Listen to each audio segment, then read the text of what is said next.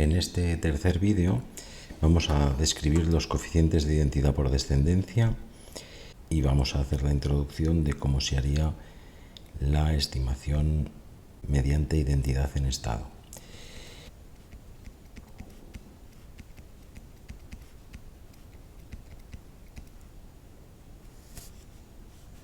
Los coeficientes de identidad por descendencia fueron descritos ya en la década de los 40 por Koterman, aunque este autor no publicó los resultados, solamente lo hizo en su tesis doctoral.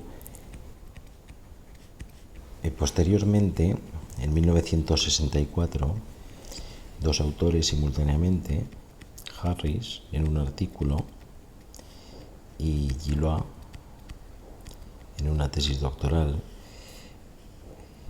describieron los 15 coeficientes de identidad por descendencia. Si vais a revisar alguno de los dos autores, os recomiendo Gillois. Es un trabajo más largo, es una tesis doctoral, pero habla de otras cosas, de genes isoactivos, genes homólogos, de la relación de alelismo. Además tiene dibujitos con células, meiosis. Yo creo que es más largo, pero explica mejor el asunto. Lo que vamos a hacer ahora va a ser describir los coeficientes de identidad por descendencia y a continuación introduciremos cómo hacer la estimación en estado. Imaginemos dos individuos, el individuo I y el individuo J. El individuo I tiene, para un determinado locus, tiene dos copias, la copia que viene del padre, que llamamos IP, y la copia que viene de la madre, que llamamos IM, y el individuo J tiene una copia que viene del padre, JP, y una copia que viene de la madre, JM. Entonces, estos autores describen un conjunto de 4 elementos que son IP, IM, JP, JM, y describen los coeficientes de identidad como las particiones de este conjunto. Las particiones de un conjunto se estudian en combinatoria y las particiones de un conjunto de 4 elementos son 15. Las particiones representan todas las posibles divisiones de un conjunto en grupos. Por ejemplo, una partición de este conjunto sería el conjunto IP y M, el conjunto unitario JP y el conjunto unitario JM. De este modo hemos dividido un conjunto de 4 elementos en 3 conjuntos. Y esto es una partición. Cuando hablamos de identidad por descendencia, lo que diríamos que este conjunto representa que IP es idéntico por descendencia de IM y en cambio JP y JM no son idénticos por descendencia de estos dos. Bien, otra posible partición sería, por ejemplo, IP con JP y IM con JM. Este sería una partición que indica que IP es idéntico por descendencia de JP y IM es idéntico por descendencia de JM. Bien, como digo, hay 15 particiones. Vamos a describir las 15. Lo vamos a hacer no con esta notación, que es un poco engorrosa, lo vamos a hacer con una notación gráfica.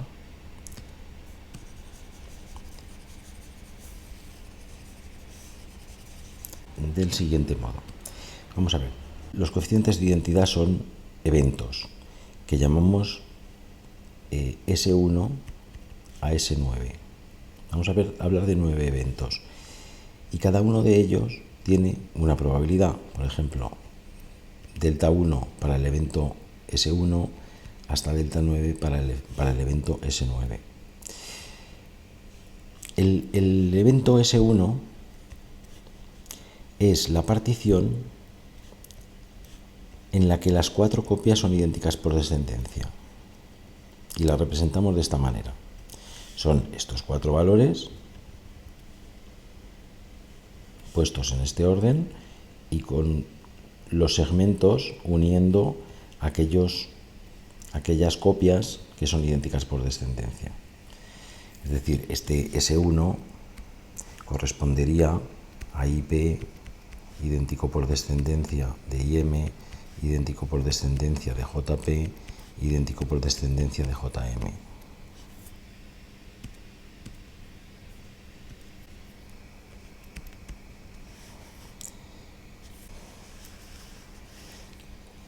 Hay un segundo evento, que es un segundo estado, que es S2,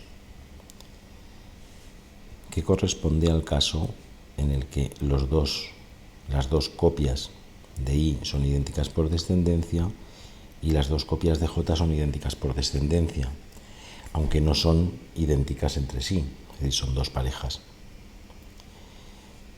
Tenemos un tercer estado en el que las 2 copias de I son idénticas por descendencia de una de las copias de J, pero no son idénticas a la otra. Cuando no podemos distinguir el origen paterno o materno de las copias, este estado S3 es equivalente a este otro, que las 2 copias de I sean idénticas por descendencia a la copia materna de J. Este es el caso de los 2 genes de I, las dos copias de I son idénticas por descendencia a la copia paterna de J, y en este caso las 2 copias de I son idénticas a la copia materna de J. Estos 2 casos son indistinguibles cuando no podemos seguir el origen paterno o materno de las copias. ¿De acuerdo? Bien, tenéis un cuarto caso, llamamos S4. Las 2 copias de I son idénticas por descendencia, las 2 copias de J son distintas. El caso S5 es simétrico del caso S3, es decir, las 2 copias de J son idénticas por descendencia a una de las copias de I, que es equivalente a esta otra configuración.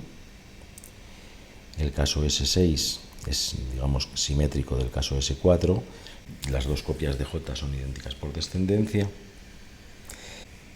En el caso S7, una copia de I es idéntica a una copia de J y la segunda copia de I es idéntica a la segunda copia de J.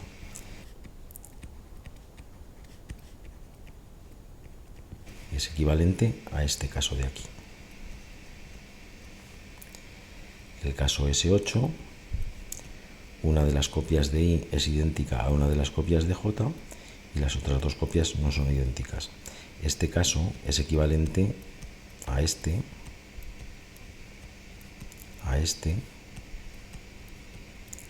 y a este. Insisto, estos 4 casos son equivalentes cuando no podemos seguir el origen paterno o materno de las copias.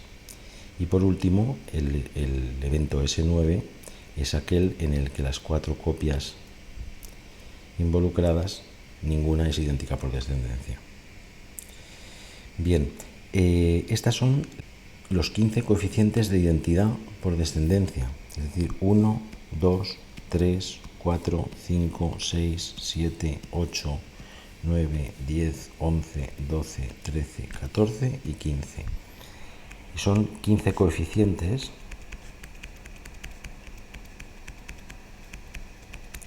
que llamamos detallados. Y estos otros de aquí son los 9 coeficientes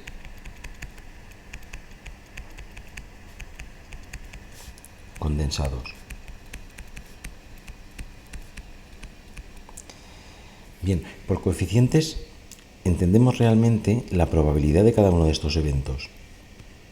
Es decir, por ejemplo, para un par de individuos que tienen una genealogía común, podemos calcular delta 4, que es la probabilidad del estado S4 dada la genealogía.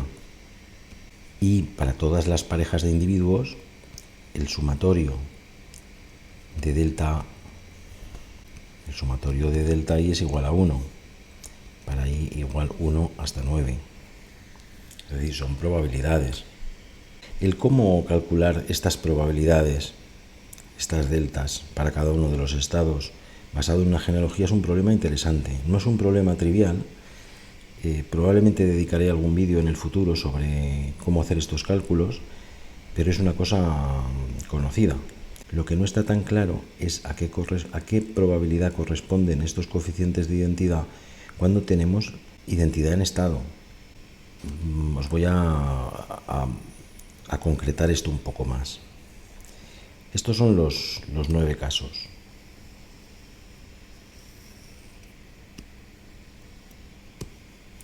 La pregunta es, ¿a qué configuración de identidad en estado corresponden? Por ejemplo, si tenéis el individuo I y el individuo J, el individuo I es A mayúscula y el individuo J es A mayúscula, parece que estamos en este caso. Ya no es identidad por descendencia, sino que es identidad en estado. Pero los 4 son iguales, luego se aproximaría a este S1. Por ejemplo, si tuviéramos que el individuo I es A grande, y el individuo J es A minúscula, parece que estamos en este caso de aquí. O si tenemos el individuo I es A grande y el individuo J es A grande, A pequeña, parece que estamos en este caso de aquí. Parece que va bien. Los casos, las configuraciones de identidad en estado corresponden a las de identidad por descendencia, pero ¿qué pasa en este caso?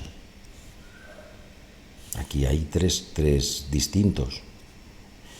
Si ponemos que el individuo I es A mayúscula, el individuo J es A minúscula y ya no tenemos nada distinto para poner aquí, puesto que estamos hablando de genes dialélicos. ¿Os dais cuenta? No se puede hacer una versión en estado de estas identidades por descendencia.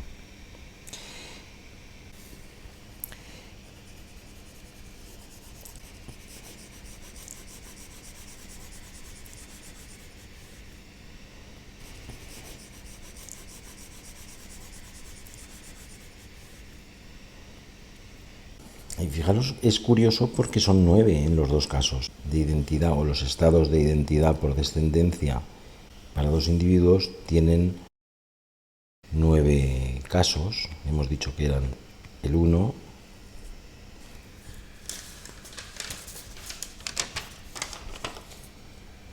el 2, el 3, el 4, el 5, el 6, el 7, el 8 y el 9. Y vamos a llamar un vector G con las posibles configuraciones de identidad en estado, que son A mayúscula en el individuo I, A mayúscula en el J, A mayúscula en I, A minúscula en J, A mayúscula en I, A minúscula en J. Y así ponemos los 9 casos. Son 3 casos para I, 3 casos para J, pues en total 9. Qué bonito sería que cada uno de estos 9 casos de identidad en estado correspondiesen a un caso de un coeficiente de identidad por descendencia, pero eso ya hemos visto que no pasa. Entonces, ¿cómo hacer la estimación? Sería bonito poder calcular la probabilidad de cada estado dado, por ejemplo, S sub I dado el G sub J. Pero esto no lo podemos hacer. No es nada sencillo. ¿Cuál es la probabilidad de cada uno de estos estados dado cada una de estas configuraciones? Pero la que sí que podemos calcular es la contraria. ¿Cuál es la probabilidad de una determinada proporción dado un determinado estado. Esta sí, es sencilla. Vamos a poner un ejemplo. ¿Cuál es la probabilidad de uno sencillo? De AA dado el primer estado de identidad, S1. Fijaros, esta A grande es esta de aquí, esta A grande es esta A es esta y esta A es esta. La primera A tiene probabilidad P. La segunda A, como ya sabemos que es idéntica por descendencia a la primera A, la probabilidad es 1. Y estas dos lo mismo, como sabemos que son idénticas a estas, su probabilidad es 1. Es decir, la probabilidad total es P. Y la probabilidad de AA dado el primer estado de identidad es Q. Lo mismo, porque la probabilidad de este A pequeña es Q y las otras ya quedan determinadas por la primera. Recordad como en vídeos anteriores que decíamos que la frecuencia del alelo A grande es P y la frecuencia del alelo A pequeña es 1 menos P, que en este vídeo estamos llamando Q. Bien, vamos a poner un caso un poco más, no tan trivial como este. Bueno, primero es decir que la probabilidad de cualquier otra de estas configuraciones, dado el primer estado de identidad, es 0. Por ejemplo, la probabilidad de AA dado el primer estado de identidad, esto es 0. Y es 0 para todos ellos, menos estos dos. Bien, vamos a poner otro ejemplo.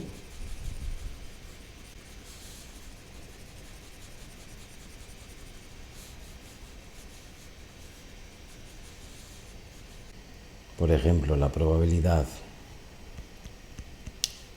de AA, es decir, este, dado el tercer estado de identidad. Este de aquí, que es este de aquí, tiene probabilidad P. Este y este, como son idénticos, tiene probabilidad 1. Y este tiene de probabilidad Q. Pues esta probabilidad es PQ.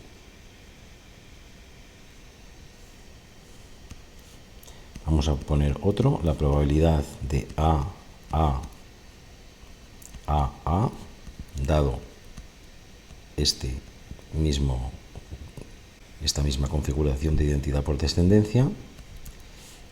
Este tiene probabilidad P, este y este tienen probabilidad 1 por ser idénticos por descendencia, y este tiene probabilidad P, luego la probabilidad es P cuadrado. ¿Veis cómo va?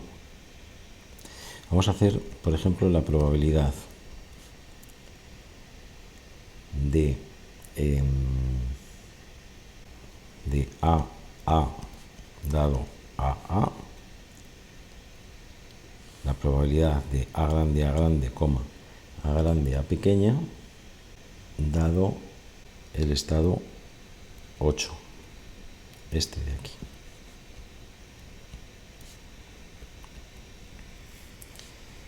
Este A tiene de probabilidad P, este A de aquí tiene de probabilidad 1, sabemos que es idéntico por descendencia, este, que es este de aquí, tiene de probabilidad P, y este A pequeña, que es este de aquí, tiene de probabilidad Q. Es decir, es P cuadrado Q. Y así se construyen todos. Hay algunos que son más fáciles, otros que son más difíciles. Por ejemplo, os voy a poner uno para la probabilidad de el doble heterocigoto dado este de aquí.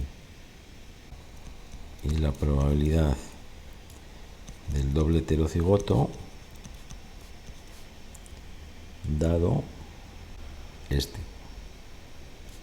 Ahí tenéis dos problemas. Os voy a poner la matriz completa .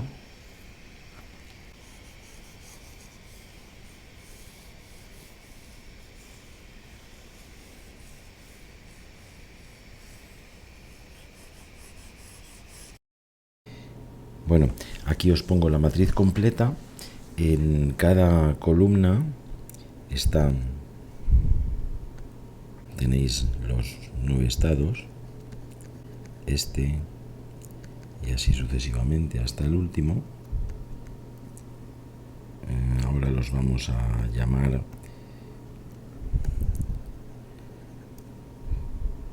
por su nombre, desde S1 hasta S9, y en cada fila tenéis cada una de las configuraciones, desde A mayúscula a mayúscula hasta A minúscula a minúscula. Esta matriz la vamos a llamar C,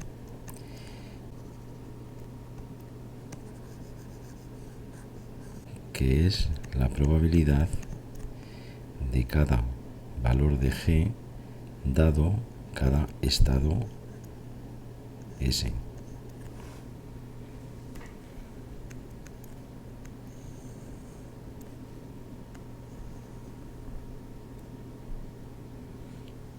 Entonces, podemos calcular la probabilidad de cada uno de los valores G sub I como el sumatorio de la probabilidad condicionada de G sub I dado S sub J por la probabilidad de S sub J para J igual 1 hasta 9. En fin, esto no es más que una expresión sencilla. Esta fórmula es sencilla. Lo único que estamos diciendo es que la probabilidad de cada valor de G sub I es realmente el sumatorio de las probabilidades conjuntas de G sub I con S sub J. ¿Vale? Y la probabilidad conjunta es igual a la probabilidad condicionada por la probabilidad de S. Es la fórmula de la probabilidad condicionada.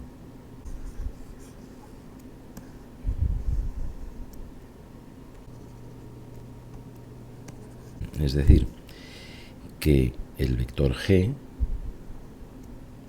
es igual a la matriz C por delta. Recordad que delta es la probabilidad de S sub I. Delta sub I es la probabilidad de S sub I. Esta parte C solamente depende de las frecuencias alélicas. Esta parte es la que pretendemos calcular, que son las probabilidades de los estados de cada uno de los 9 eventos, y esto es observable. Esto es sencillamente la proporción de parejas a lo largo del chip de genotipado, la proporción de parejas que son dobles homocigotos, dobles heterocigotos, etc. Si queremos estimar los valores de delta a partir de los valores de G, podemos utilizar un método de inferencia, por ejemplo mínimos cuadrados, diciendo que G es igual a C por delta más E, y minimizar los errores al cuadrado. Un estimador de delta en función de los datos se haría del siguiente modo: C' C por delta sería igual a C' por G. Este es el estimador de mínimos cuadrados de los coeficientes de identidad por descendencia en estado dados los valores de los genotipos. Y esto es un sistema de ecuaciones. Ya en el vídeo anterior vimos que cuando nos encontramos con una situación como esta, un sistema de ecuaciones, podemos analizar la estimabilidad de los elementos de delta. Ya os adelanto que la cosa pinta mal, porque tenemos 9 proporciones, y para que pudiéramos estimar las 9 probabilidades en delta, estas 9 ecuaciones deberían ser linealmente independientes. Y a mí se me ocurre que, por ejemplo, cuando P valga 0,5, esta fila es igual a esta. Es decir, no todo es estimable. Esta fila es igual a esta.